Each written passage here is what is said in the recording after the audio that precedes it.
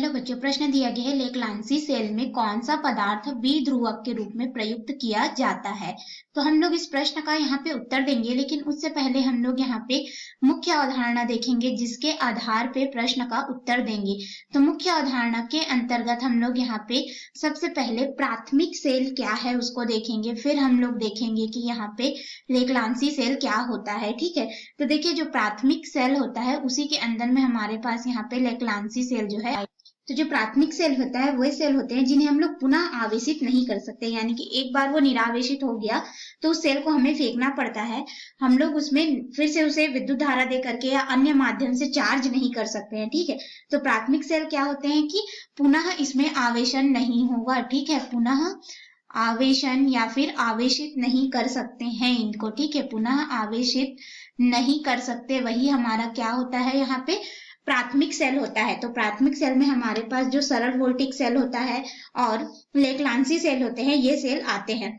और इन सेलों का हम लोग उपयोग यहाँ पे करते हैं जहां हमें निरंतर विद्युत धारा की आवश्यकता नहीं होती, रुक रुक कर विद्युत धारा की आवश्यकता होती है, उस जगह पर हम लोग यहाँ पे लेक्लांसी सेल या फिर जो प्राथमिक सेल होता है उनका उपयोग करते हैं।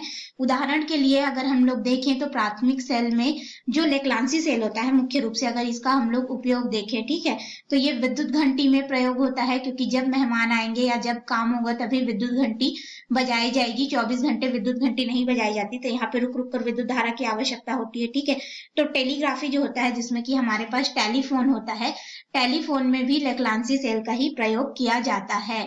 टेलीफोन, इसमें भी क्या करते हैं हम लोग लेक्लांसी सेल का प्रयोग करते हैं, यानी कि हम कह सकते हैं कि प्राथमिक सेल के ही एक प्रकार का प्रयोग करते हैं। अब इसके आधार पे हम लोग अपने मुख्य प्रश्न में आएंगे। तो मुख्य प्रश्न में बोला गया कि लेक्लांसी सेल में कौन सा पदार्थ जो है द्विध्रुवक के रूप में प्रयुक्त होता है। तो सबसे पहले हम लोग यहाँ पे लेक्लांसी सेल क्या है इसको समझ लेते हैं। ठीक है, तो देखिए हमारे पास जो यहाँ पे लेक्लांसी सेल होता है, ये हमने अभी अभी मुख्य अवधारणा में देखा कि यह क्या हो रहा है, हमारे पास में प्राथमिक सेल का एक प्रकार है। तो इसको हम लोग इस चित्र के माध्यम से समझ सकते हैं। इस चित्र में देखिए हमारे पास एक कांच का पात्र होता है। ठीक है, ये जो पात्र है वो किसका है, कांच का है। और ये कांच के पात्र में हमारे पास में अमोनियम क्लोराइड, जिसे हम लोग नौसादर कहते हैं, यहाँ पे देख सकते हैं NH4Cl को हम लोग क्या करते हैं, जो हमारे पास यहाँ पे जिंक क्लोराइड होता है, इसको मिला करके नौसादर बनाया जाता है। इसके पेस्ट को, नम पेस्ट को इसमें भर दिया जाता है। ठीक है, और क्या होता है कि इस विलयन को भरा जाता है तो जो नौसादर की क्रीपिंग के लिए रोकने के लिए बर्तन के ऊपरी भाग में इसे भीतर से क्या कर दिया जाता है, काला पेंट कर दिया जाता है। जैसे आप चित्र में देख रहे हैं, ये जो हमारा हिस्सा है ये काला हुआ है। ठीक है, ये वाला हिस्सा हमारा क्या है, काला पेंट हुआ है। और विलयन में पारा चढ़ा देते हैं जिससे जस्ते की एक छड़ डूबी हुई रहती है। ये जो आप देख रहे हैं यह एक जस्ते की छड़ जो रहती है वह डूबी हुई होती है। ठीक है, अब यहाँ पे जस्ते की छड़ डूबी हुई है, तो जो पारा चढ़ा हुआ है एक छड़ है, जो जस्ते की छड़ है, जो कि ऋण ध्रुव का यहाँ पे कार्य करेगी हमारे पास में।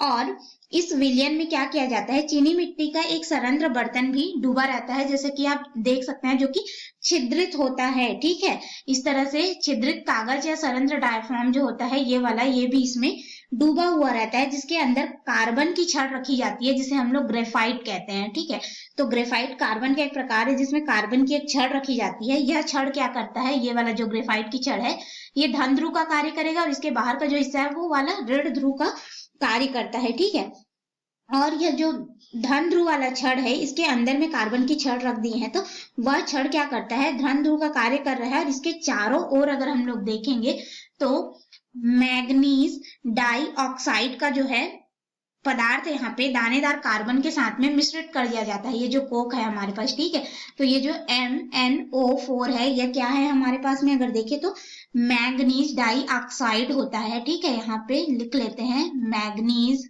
इसके साथ में क्या करते हैं हम लोग, दानेदार कार्बन जो होता है, ठीक है, जिसे कोक के रूप में यहाँ पे दर्शाया गया है, दानेदार हम लोग कार्बन का यहाँ पे प्रयोग करते हैं। ठीक है, इसको इन दोनों को जोड़ करके यहाँ पे रख दिया जाता है ताकि यह द्विध्रुवक का कार्य कर सके। अब यहाँ पे द्विध्रुवक की क्यों आवश्यकता होगी, तो देखो दानेदार कार्बन इलेक्ट्रोड क्या करता है, अमोनियम आयन तक पहुंचते हैं, और अमोनियम आयन तक जब पहुंचेंगे तब इस सेल की जो है क्रियाविधि शुरू होगी।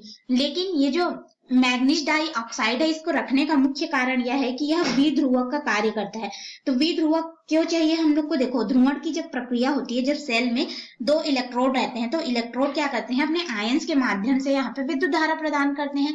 तो ये आयन जो है, ये जो हमने कार्बन की छड़ या तांबे की छड़ या फिर जो हमने जिंक धातु का पात्र रखा है, इस पे एनोड जो होगा हमारा, ठीक है, उस पर जमा होने लगता है। तो जब ये अत्यधिक मात्रा में जमा होता है तो एक समय ऐसा आता है कि विद्युत धारा प्रवाहित होना बंद हो जाता है। तो अगर यह हम लोग विध्रुवण नहीं करेंगे तो जो सेल की लाइफ होती है, ठीक है, जिसको हम लोग प्रयोग कर सकते हैं, वह लाइफ कम हो जाती है। इसीलिए हम लोग यहाँ पे द्विध्रुवक लगाते हैं। तो जो मैग्नीज डाई ऑक्साइड होता है, यही हमारे लेक्लांसी सेल में क्या करता है, द्विध्रुवक का कार्य करता है, जो कि उसे जल्दी जल्दी आयनित नहीं होने देता और हाइड्रोजन गैस को बुलबुले के रूप में बाहर निकालते रहता है, जिससे वह सतह पर जमता नहीं है, वह द्विध्रुवक होता है, ठीक है।